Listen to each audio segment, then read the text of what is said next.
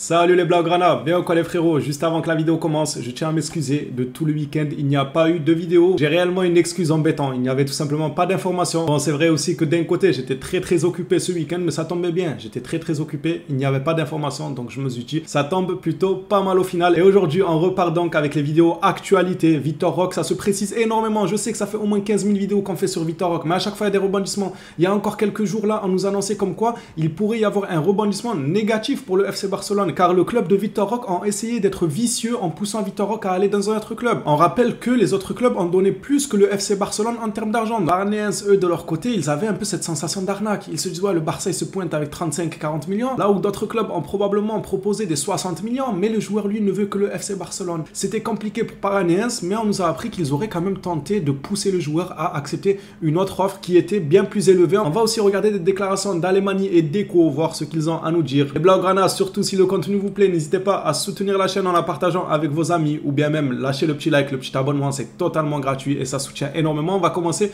avec la première information de cette vidéo et c'est ce que je vous expliquais il y a de ça quelques secondes. Selon FF Polo, le club de Victor Roque aurait tenté de coincer le joueur lors de la rédaction des contrats. Par coincer le joueur, bien évidemment, ça enveloppe tout ce que je vous ai expliqué. Ils auraient tenté de lui faire accepter une autre offre qui était bien plus alléchante que celle du Barça. C'est la raison pour laquelle hier, le dossier n'aurait pas avancé aussi vite que prévu, mais aujourd'hui, car ce communiqué date quand même d'il y a 18 heures, aujourd'hui tout est revenu à la norme. Deco et Alemany en ont justement parlé. On va commencer par la première déclaration. Deco nous dit franchement, je ne sais pas ce qui a changé pour Güler. Bah en vrai on le sait tous, c'est pas un secret, c'est juste qu'il voulait rejoindre un nouveau club dès maintenant, il voulait pas rester à Fenerbahçe. On le sait tous, c'est sorti en presse. Moi j'y crois vraiment que c'est ça, le joueur il voulait pas un an en prêt en plus du côté de Fenerbahçe. Par la suite, Deco nous parle justement de Victor Roque. Roque, bien sûr que je suis satisfait, c'est un très bon joueur. S'il dit ça, c'est que c'est fait. Il y a un accord. Là, il n'y a plus de risque que Barnéens pousse le joueur à accepter je ne sais quelle offre. Deco lui-même confirme entre guillemets que c'est fait. Il dit qu'il est très heureux. Il ne va pas dire qu'il est très heureux d'un joueur qui ne rejoindrait pas le FC Barcelone ou bien d'un dossier qui est compliqué.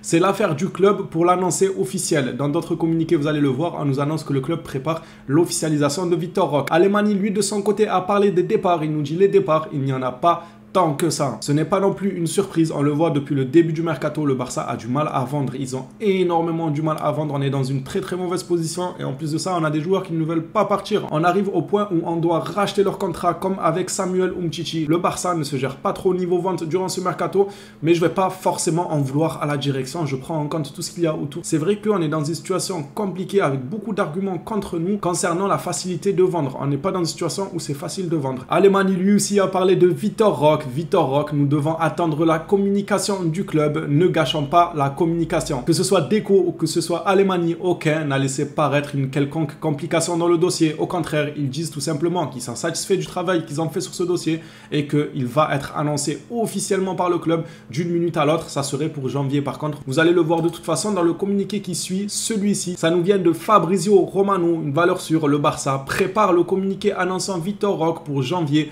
2024. Pour le moment, c'est toujours pour janvier 2024. Personnellement, je suis quand même heureux car ça sera un nouveau dossier de clôturer pour pouvoir se concentrer sur autre chose. Il ne faut pas oublier qu'on nous a fait peur avec les informations. Victor Roque, ça peut tomber à l'eau comme Arda Güler et tout. Là, au moins, on est plutôt rassuré. Ça fera un deuxième bon dossier de clôturer. Victor Roque, de son côté, a l'air sûr et confiant de ses capacités. Ça fait plaisir que le petit ait autant confiance en lui. Victor Roque aurait déclaré à sa famille après l'accord finalisé avec Barcelone: je vous assure que je réussirai à Barcelone. Le gars, il vient sans forcément de pression. Au fond de lui, il sait, il veut réussir au FC Barcelone. C'est bien d'avoir confiance. Après, entre la parole et les actes, bien évidemment qu'il y a du chemin. Mais j'ai confiance quand même. Victor Roque, il a l'air de savoir ce qu'il veut, là où il veut aller. Ça se voit rien que dans le dossier. Bon, c'est hors terrain de football. On peut pas non plus mélanger négociation et sur le terrain. Mais moi, je trouve qu'il y a quand même quelque chose. Il y a des traits de caractère qui ne trompent pas. Le gars, dès le début des négociations, il a directement joué carte sur table en disant: je veux le FC Barcelone. Moi, il sait ce qu'il veut, le petit. Et ça, c'est un trait de caractère qui peut être très bénéfique, de savoir où on veut aller, de se fixer des objectifs et de ne pas se laisser distraire par l'argent. Car encore une fois, c'est sûr qu'il a dû recevoir des gros salaires en provenance de la PL, que ce soit Arsenal, Chelsea, tout ça,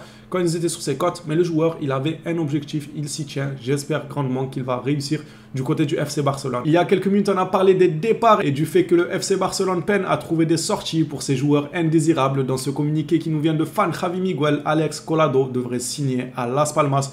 J'ai hâte de voir des départs. En fait, j'ai tellement hâte de voir des départs qu'on peut mettre n'importe qui. Genre, tu mets même les cadres du club. Si on me dit Lewandowski va signer à Girone, Frankie de Jong va signer à Getafe, Gundogan à peine arrivé au Barça, il va finalement rejoindre Las Palmas. Juste, je veux voir des départs en fait. Le gars qui abuse, il veut tellement voir des ventes parce que ça fait un moment qu'on attend. On veut voir des ventes. Vendez tout là. Bien évidemment, c'est de l'humour. On veut pas voir Lewandowski, De Jong, Gundogan, tout ça partir du FC Barcelone, mais à un moment donné, on veut des départs. Donc les indésirables, faut leur trouver un point de chute. Ça fera énormément du bien au FC Barcelone et même au niveau du fair play financier. Pour terminer cette mini vidéo actualité, on va finir par une information sur le premier match du FC Barcelone face à Getafe. Le Barça disputera son premier match de la saison 2023-2024 de la Liga au Getafe Stadium sans supporters à huis clos. Et oui, aujourd'hui, la Cour suprême a confirmé sa décision de fermer le stade Alfonso Pérez pour un match à la lumière des événements survenus lors du match de promotion de Getafe en première division lors de la saison 2018-2019. Au moins, vous êtes au courant que le premier match du FC Barcelone se déroulera à huis clos. Comme ça, vous n'êtes pas choqués si au moment venu, vous voyez que le Barça joue dans un match vide. Voilà les Blaugrana, ça sera tout pour cette vidéo actualité. Les informations